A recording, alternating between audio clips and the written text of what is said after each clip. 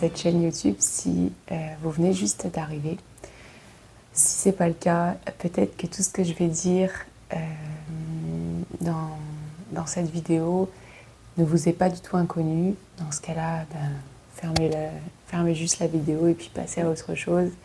Mais quoique, des fois on est surpris, on pense savoir des choses sur les personnes qu'on connaît et puis on en apprend encore.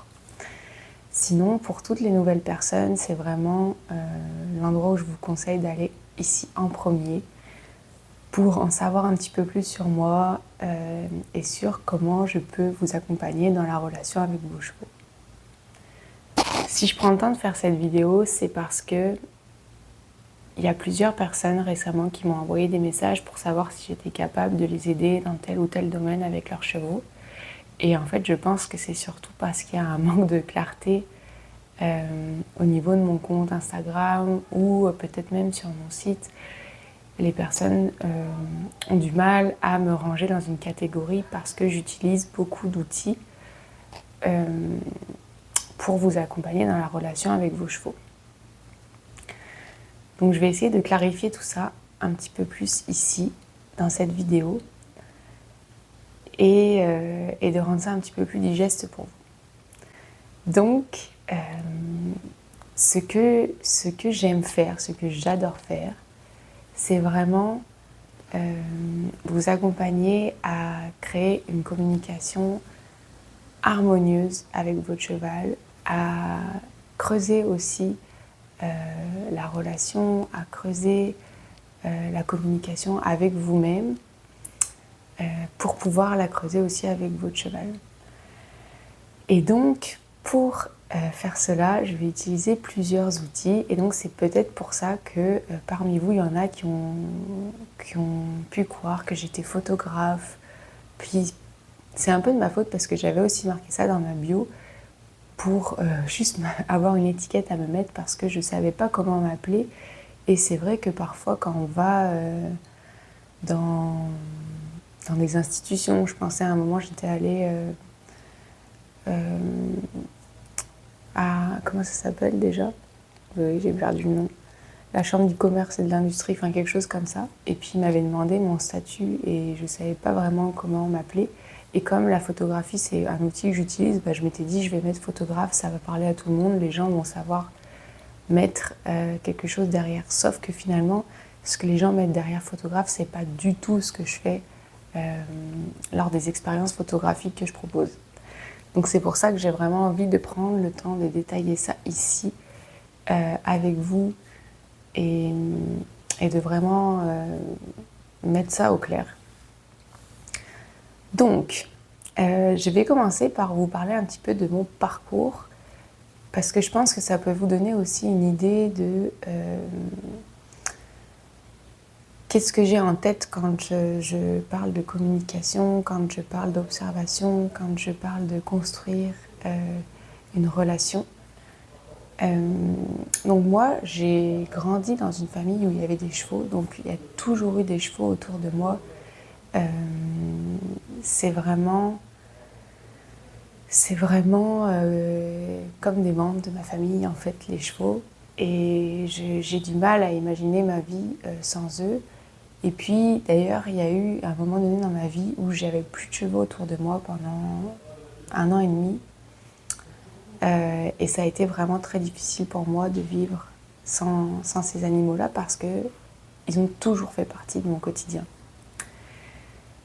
Néanmoins, j'ai fait des études pour être orthophoniste. Vous allez vous dire, oui, ça n'a aucun rapport avec les chevaux. Mais pour la petite histoire, j'ai fait mes études d'orthophonie en partie parce que quand j'étais adolescente, quand j'avais 15 ans, j'ai travaillé au centre équestre où je montais moi-même à cheval. Je donnais des cours en tant que bénévole et il y avait deux petits jumeaux autistes et avec qui j'ai vraiment créé un lien particulièrement fort, vraiment autour de l'animal et aussi en observant les points communs que je trouvais entre ces enfants et comment j'entrais en contact moi avec les animaux. Et en fait, j'ai remarqué que ma manière d'entrer en contact avec les animaux et ma manière d'entrer en contact avec ces enfants était un petit peu la même et que pour eux, c'était quelque chose qui leur était tout à fait agréable, tout à fait normal et que pour la plupart des humains, des autres humains qui m'entouraient, j'étais toujours la personne un peu trop sensible, un peu trop... ouais, je me faisais un peu, pas malmener, mais je trouvais que le monde des adultes et des gens, en règle générale, était un peu dur par rapport à ce que je pouvais trouver avec les animaux. Donc j'ai fait mes études d'orthophonie à Lyon. J'ai eu mon diplôme en 2016 et puis j'ai ensuite exercé dans une unité spécialisée pour les enfants autistes qui s'appelait l'unité Denver. Mais en parallèle de ça, je montais toujours énormément à cheval et j'étais vraiment frustrée quand j'ai commencé à travailler dans cette unité de ne plus pouvoir passer autant de temps avec les chevaux. Et j'étais même très très très malheureuse. Et c'est même à ce moment-là que j'ai eu un petit peu des soucis aussi dans ma vie personnelle. Et ça a été un peu comme une descente aux enfers parce que j'étais coupée de la nature, j'étais coupée des chevaux pour travailler, j'avais plus de temps pour faire ce que j'aimais. Et surtout, je ne comprenais pas pourquoi il y avait beaucoup de choses que je ressentais et que les autres de l'équipe dans laquelle je travaillais dans cette unité ne ressentaient pas. Et il y avait beaucoup de réponses que la science ne m'a pas données. Et donc j'ai ressenti vraiment le besoin d'aller chercher des réponses ailleurs. Et c'est un peu comme ça que je suis partie en Australie, où j'ai travaillé pendant 2 ans, majoritairement dans une écurie avec les chevaux. Et j'ai fait beaucoup de parallèles entre ce que j'avais mis en pratique avec ces enfants autistes et ce que je mettais en pratique dans le travail et l'éducation des jeunes chevaux. Parce que dans l'écurie où j'étais, c'était vraiment ça mon travail, c'était d'amener les jeunes chevaux au débourrage et ensuite de m'occuper vraiment des jeunes chevaux, de tout ce qui allait être la partie soins, tout ce qui allait être désensibilisation, créer une relation avec les jeunes chevaux qui auparavant étaient dans des grands pâturages immenses et qui voyaient l'humain juste pour leur donner à manger. Donc j'ai mis en pratique des choses que j'avais vues à l'unité Denver avec les enfants autistes, notamment tout ce qui était dans la création d'un lien avec un autre être vivant qui ne parle pas notre langue. Et donc j'ai dû vraiment apprendre à gérer mon énergie, à travailler avec l'intention aussi. Et en fait, c'est toutes des choses que je faisais peut-être inconsciemment, mais j'avais pas mis de mots dessus, j'avais pas mis de valeur dessus surtout, parce que je me jugeais énormément de ne pas faire comme la plupart de ce que les gens m'avaient montré. Suite à cette expérience, donc je suis partie un petit peu en Asie, j'ai voyagé, j'ai découvert tout ce qui était thérapie énergétique. Et à mon retour en France, je me suis formée au Reiki, donc je suis aussi maître Reiki. Donc pour ceux qui ne connaissent pas, le Reiki, c'est vraiment une technique de guérison énergétique et d'auto-guérison. Donc c'est vraiment un soin qu'on peut se faire soi-même et on vient canaliser de l'énergie et on vient soigner avec nos mains. Donc pour l'instant, j'ai une main qui est un petit peu défaillante en ce moment, mais ça va revenir. Et donc on vient vraiment apposer les mains sur plusieurs parties du corps, donc sur tous les chakras, pour aider l'énergie à circuler et puis pour nettoyer aussi les énergies un petit peu plus, entre guillemets, négatives. Donc voilà, je me suis aussi formée par la suite en astrologie, puis ça reste encore une de mes passions. Puis c'est vraiment l'astrologie qui m'a aidée à comprendre, à mettre des réponses et des mots sur des questions que je me posais depuis que j'étais enfant. Bref, à ce retour en France, donc comme je vous l'ai dit, j'ai fait ces formations-là, mais en parallèle, j'avais rouvert un cabinet d'orthophonie. Et puis j'ai pu réexpérimenter avec l'humain des choses que j'avais appris avec les chevaux quand j'étais en Australie. Parce qu'en fait,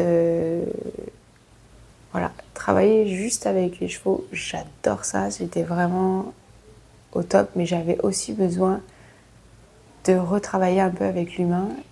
Et puis finalement, en travaillant qu'avec l'humain, les chevaux me manquaient énormément. Et c'est que l'année dernière que j'ai vraiment décidé d'arrêter mon cabinet d'orthophoniste pour me consacrer à une activité qui me ressemble, qui est finalement d'accompagner les amoureux et les amoureuses de chevaux dans la relation avec leurs chevaux. Donc c'est pour ça que c'est un petit peu compliqué de me mettre une étiquette parce que j'ai encore rencontré personne qui faisait la même chose que moi. Et quand on me parle d'équithérapie, des fois les gens disent « Oh, c'est de l'équithérapie que tu fais ». Moi, je ne me reconnais pas du tout dans ce terme-là parce qu'en fait, je n'utilise pas le cheval pour venir soigner. Non, l'humain aussi va venir aider son cheval dans les séances que je fais. En fait, le cheval va à la fois pouvoir tenir l'espace à son humain, mais l'humain va aussi venir tenir l'espace à son cheval pour que lui puisse s'exprimer, pour que lui puisse dire des choses, pour que lui puisse lui apprendre des choses aussi. Donc c'est pour ça que j'ai un peu de la difficulté avec le terme équithérapie ou équicoaching. Moi, je ne me reconnais pas du tout là-dedans. C'est plus parce que ma passion, quand même, à la base, c'est vraiment d'aider les chevaux à être mieux compris. C'est ça qui me plaît, c'est ça qui m'anime profondément. Et d'aider aussi les gens à mieux se comprendre. C'est vraiment ça, parce que je trouve qu'il n'y a rien de plus beau quand quelqu'un est enfin capable d'exprimer ce qu'il avait au fond de lui et que ça lui enlève un poids, que ça enlève de la honte aussi, que ça enlève de la frustration, que ça enlève plein de choses pour qu'il y ait quelque chose qui s'ouvre. Et puis, dans les séances que je donne, ce que je trouve aussi très beau, c'est quand l'humain et le cheval, ils arrivent à se rencontrer à un point où ils n'étaient jamais allés avant, parce que l'humain ose se montrer dans toute sa vulnérabilité et laisse la place à son cheval aussi pour exprimer ce qu'il avait besoin de lui dire. Ça, c'est vraiment des moments qui sont très forts pour moi. Donc, je dirais que c'est un petit peu ça que je fais, c'est vraiment de vous accompagner à recréer une communication avec vos chevaux, de permettre à vos chevaux à mieux s'exprimer, mais aussi de vous permettre à vous-même d'arriver à exprimer les parties de vous que vous avez du mal à exprimer au quotidien. Donc il y a vraiment plusieurs volets comme ça. Et puis je le fais via plusieurs médiums, je pense que c'est comme ça qu'on dit. Donc je vais par exemple proposer des ateliers en groupe, je vais aussi faire des séances en individuel, je vais proposer des séances photographie où on va vraiment axer le travail en amont sur l'expression, qu'est-ce qu'il y a besoin. En fait, on va vraiment venir sécuriser l'espace pour que vous puissiez être à l'aise d'exprimer ce que vous avez besoin d'exprimer et de mettre en lumière ce que vous avez envie de mettre en lumière aussi.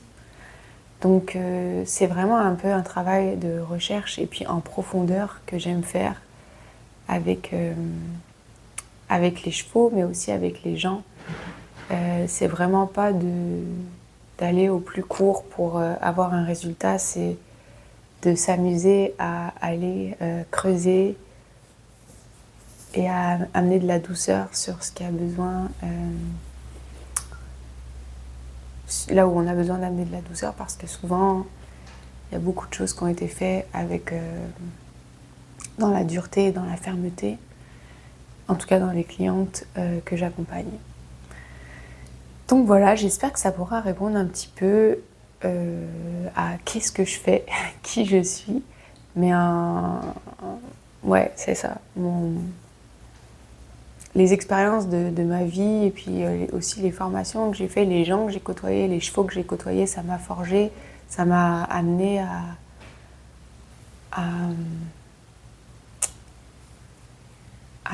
comment dire, ça m'a amené à vraiment affiner mon regard sur le cheval. J'ai fait aussi beaucoup de formations de travail en liberté, puisque c'est ça qui me fascine. Et puis j'ai vraiment entraîné mon œil, j'ai validé des ressentis que j'avais à travers toutes ces formations aussi. Et puis ce travail du toucher avec le Reiki m'a permis de développer aussi certaines techniques que je peux transmettre dans les cours que je donne. Voilà. Je donne donc des cours en visio aussi, pour l'instant. En fait, je rembobine. Je donne des cours en visio pour l'instant parce que, comme certains d'entre vous le savent si vous me suivez depuis un petit moment, j'ai eu un très grave accident début janvier aux écuries où je travaillais. Et donc j'ai passé la main dans une machine et j'ai perdu ma main. Donc on m'a regreffé la main. Mais pour toute l'année 2024, je pense que je vais être en centre de rééducation ou je vais venir au centre tous les jours. Pour l'instant, je n'ai pas quitté le centre. Mais pour l'instant, je n'ai pas la possibilité de donner des séances en présentiel. Donc voilà. Mais néanmoins, pour celles et ceux qui voudraient travailler avec moi, n'hésitez vraiment pas à me contacter, il n'y a pas de souci, on peut toujours faire en visio. L'énergie, elle circule dans tous les cas, même à l'autre bout du monde, ça fonctionne pareil, donc il n'y a aucun problème. Voilà.